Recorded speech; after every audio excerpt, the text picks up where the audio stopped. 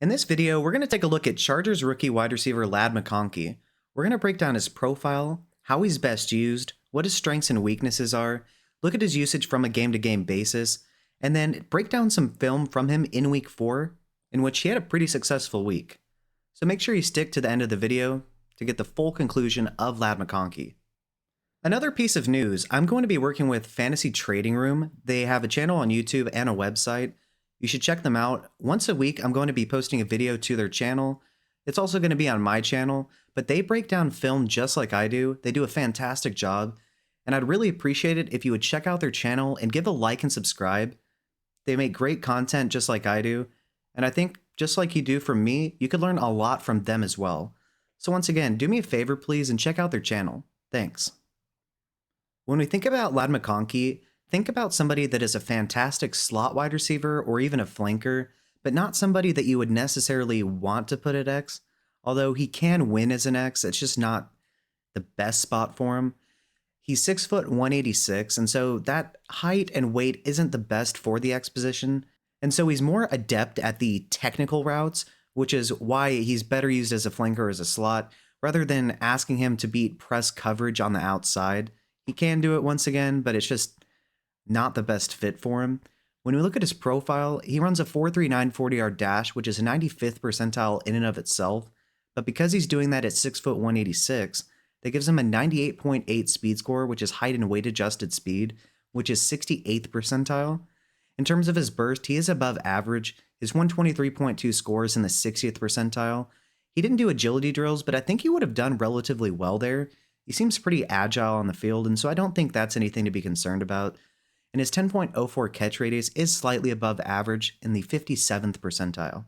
When we look at some of his advanced analytics through 4 weeks, his yards per route run of 2.20 is good for 24th in the NFL, and so that's very, very good. Although it should be quite a bit higher than that. His target accuracy grade of 5.3, which is the accuracy of the targets in which he's received, is 80th overall, which is, a little bit surprising given that Justin Herbert is his quarterback. I think it's a lot more scheme related, Greg Roman, than anything to do with his skill per se. I mean, when we look at his targets, his 24 targets are 37th in the NFL, yet when you look at his target share and target rate, they're so much better than that. Once again, Greg Roman is the reason for this. His 27.3 target share is good for 17th in the NFL, and his target rate of 30.0% is good for 11th. This guy should have a lot more targets. It's just that the passing volume in total is just about the worst in the entire NFL, and it's going to continue to be that way as long as Greg Roman is the offensive coordinator. And Jim Harbaugh, being a defensive-minded, run-first head coach, really doesn't help in that regard either. And so while, yes, the target share and target rate are absolutely fantastic, the overall volume in general should be a lot better than that. And so it's going to be one of the most deceiving stats in the NFL, given that his actual volume is going to be fine, but at the rate in which he's receiving targets, his total volume should be so much higher. When we look at his production week to week, it's actually pretty good when you contextualize the offense that he's in. In week 1, he finished with 14.9 full PPR points. He did that on 67% of the snaps, receiving 7 targets, 5 receptions, and 39 yards, and he did receive a touchdown pass as well. He broke 2 people's ankles and broke a tackle too on his way to the end zone, and so that was really, really impressive. When we look at week 2, however, his snap rate went down from 67% to 49%, and as a result, his target share also went down. He only finished with 4 targets, including 2 receptions for 26 yards. Not the best fantasy day. Once again, not really his fault. It's much more scheme-oriented than his actual skill. Week 3, he saw an uptick in production for sure. He went back up from 49% of the snaps up to what was a season high of 72. His targets went up from 4 to 6. His receptions went from 2 to 3. His yards went from 26 to 44. However, for a second straight week, he didn't have a touchdown. Then in week 4, we saw a glimpse of what we were all wanting to see and what should be the norm for him, but it may not be because of the situation. In week 4, he set a season high with 77% of the snaps played. He tied week 1 for the most targets with 7.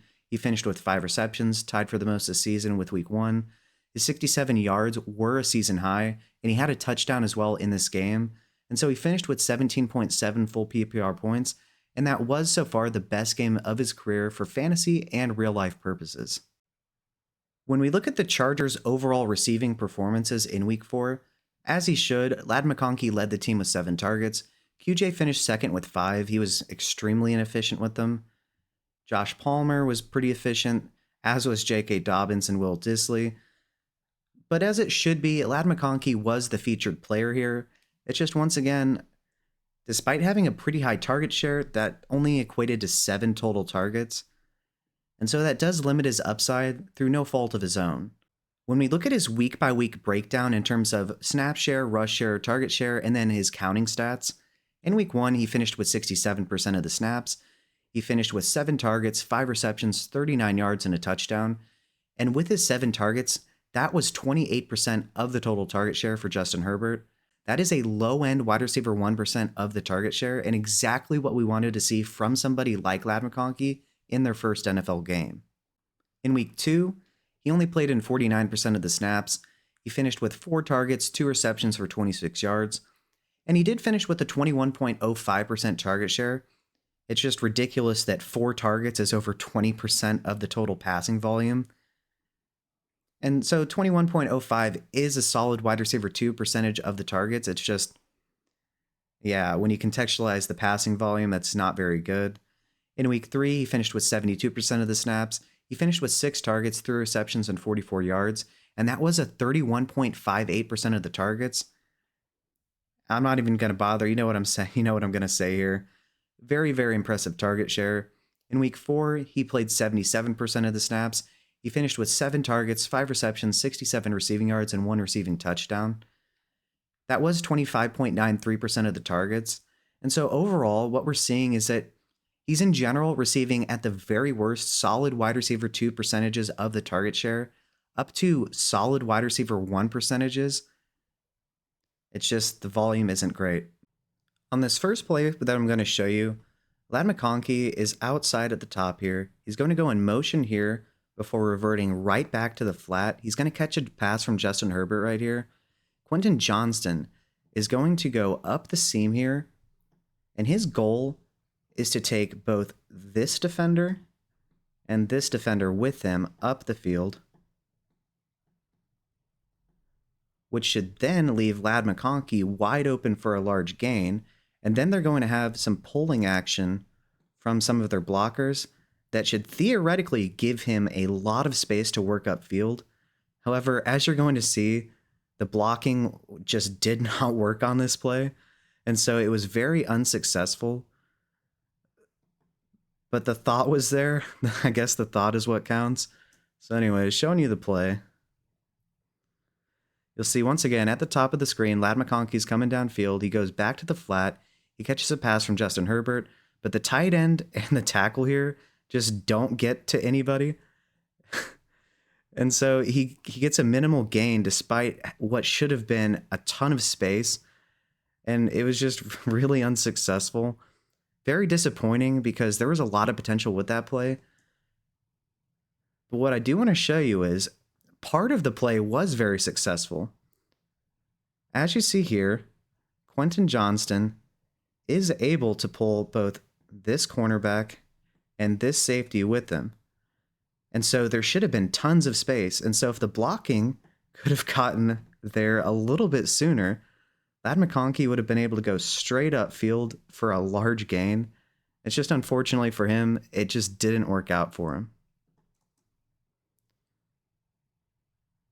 I don't know who he was blocking, just nobody. So overall, not the best play, but there was a lot of potential, and if they can tweak that so that the blocking gets there in time and their blockers aren't in no man's land, that play does have a lot of potential.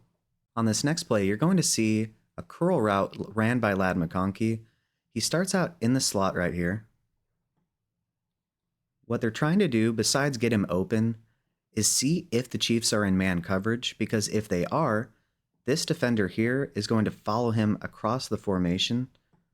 However, you're going to see that he doesn't, And so once Lad McConkey lines up in the slot here and gets set, he's going to run a curl route, and he's going in one fluid motion to spin out of a tackle, head up field, and pick up the first down. This is some impressive agility. Let's take a look here. So you'll see that he goes in motion, he gets set up. This defender does not follow him. And in one fluid motion, he comes back to the ball, spins out of that tackle, heads up field, and picks up the first down. Very, very impressive. I want to say, while Greg Roman, I give him a lot of crap as a Ravens fan, he does have some concepts that work, although it helps when you have a player like Lad McConkey. And so I would give much more credit to Lad McConkey on this play. On this play, we have Lad McConkey in the slot. He's going to be running what I believe was intended to be a deep in route on the back of the end zone. The Chiefs are going to be in cover 2, and so what that should mean is that this cornerback should be in the flat here, this cornerback in the flat here, the 2 safeties in the back of the end zone, and then these 3 underneath defenders should be all right on the line to gain for the end zone. What ends up happening, though, is Josh Palmer at the top of your screen here is going to run a drag route. Lad McConkey is going to run what I believe was intended to be an in route. However, because Josh Palmer is running the drag this way, this cornerback has no one to guard. And so what you're going to see is the worst double team I've ever seen in my entire life, and one of the best passes I've ever seen from Justin Herbert. You're going to see Lad McConkey's touchdown here.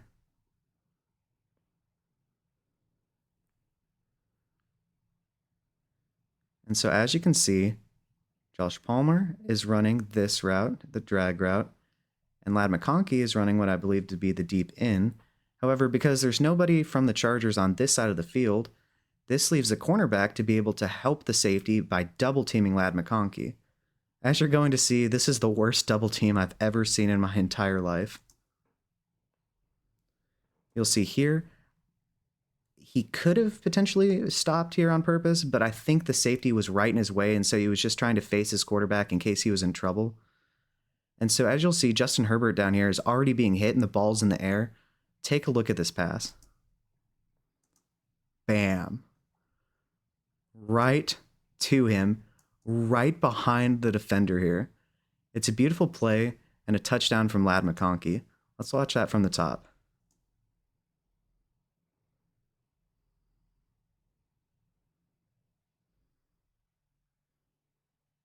And I just want to point out how terrible this double team was. He just sits there and, free touchdown. You like to see it if you're a Lad McConkey fantasy owner, though. If you like what you're hearing and seeing so far, feel free to like and subscribe. It's a free and easy way to support the channel. And once again, feel free to check out Fantasy Trading Room's channel. I'm going to be uploading there weekly. They provide film breakdowns just like I do, and they can help give you some solid knowledge about what we're seeing from the players that we love in fantasy on the NFL field. On this next play, Lad McConkey's in the slot here. He's going to be running a slant route. What the Chiefs are doing is they're running cover 1. And so what that means is that each one of their players, besides the free safety here, is going to be in man coverage, and he's going to be at the center field at the top of your screen here. This is the perfect play call from the offense to beat this, because Lad McConkey runs extremely sharp routes. You're going to see a crisp cut at the top of this route here. He's going to get open, and he's going to head all the way across the field, and you're going to see the 4.39 speed in action here. He isn't quite able to beat the safety here, but you're going to see an explosive gain, and it's really nice to see this from the Chargers passing offense. So taking a look at the play.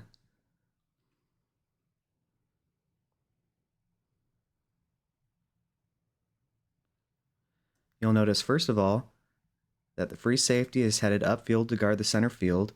You'll notice that Eric Reed is heading down here in man coverage. And you'll notice that this cornerback is definitely afraid of him potentially running a slot fade here. And so he is in terrible position here in this back pedal. And Lad McConkey is going to get a good amount of separation here. Let's take a look from the beginning.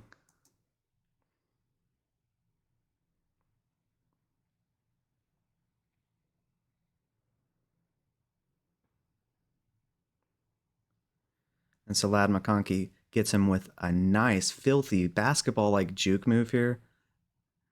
And he gets a good amount of separation, catches the pass, and these players down here are not fast enough to get him. The only player that had a good enough angle was the free safety here. Oh, that 4.39 speed was definitely in action there. If that was Xavier Worthy, that was a touchdown, but still very impressive nonetheless from Lad McConkey. On this play, Lad McConkey is off the line of scrimmage on the right side of your screen here. The Chargers are going to put him in motion. Once he gets lined up, he's going to run a fake out and up. The Chiefs are in pure cover 2, and so what that means is the corner should be guarding the flat here. The same with this corner. The two safeties are going to head upfield to guard the deep area of the field. And then the remaining linebackers are going to be guarding the short middle area of the field. And so what this should do is give Lad McConkey a lot of space right here for Justin Herbert in order to be able to convert this. However, you're going to see that Felix Uzama is going to get enough pressure to get Herbert off of his spot and cause the pass to be quite late, leading almost to an interception. And so let's take a look here. All right, we see Lad go in motion. He gets lined up. You'll see immediately that the two safeties are heading backwards to guard the deep halves of the field. Quentin Johnson is going to clear out space for this route from Lad McConkey to work in the middle of the field here in the soft spot. However, you're going to see that Justin Herbert is getting pressured at the bottom of the screen here, and so he's going to have to step up, and it's going to disrupt the timing of the play. You'll see there he does a nice job to avoid the sack, and Lad McConkey, while he's doing that, is right open here. It's a shame that the play was disrupted. And then as you can see, that since he was pressured, the pass is going to be off target and almost intercepted. He almost got it. And so it was a nice play design. It's just if the pass protection could have held up a little bit better, this would have been an easy touchdown. Potentially, at least. At the very least, a long gain. On the final play I'm going to show you, Lad McConkey is at the bottom of your screen. He's going to be running what's called a whip route. So at the top of his stem, he cuts outwards as if he's running an out route, but then he loops it back inside, and so he should, if the play timing is correct and there's no pressure, that's a hint, there is pressure, Justin Herbert should be able to hit him in stride here, and he should be able to get at least a reasonable gain here. The Chiefs are going to be running cover 2, and so this cornerback is going to be in the flat here. Justin Reed is going to be acting as a cornerback. He's going to be guarding the flat here. The two safeties are going to be deep, and then this player and these two players are going to be covering the middle of the field here. Now what you're going to see is that Justin Herbert is going to be pressured, and so he's going to have to step up, and he's going to trip as he's throwing the ball to McConkey, and so it's going to end up incomplete, but it's a very nice route from Lad McConkey. So let's take a look here.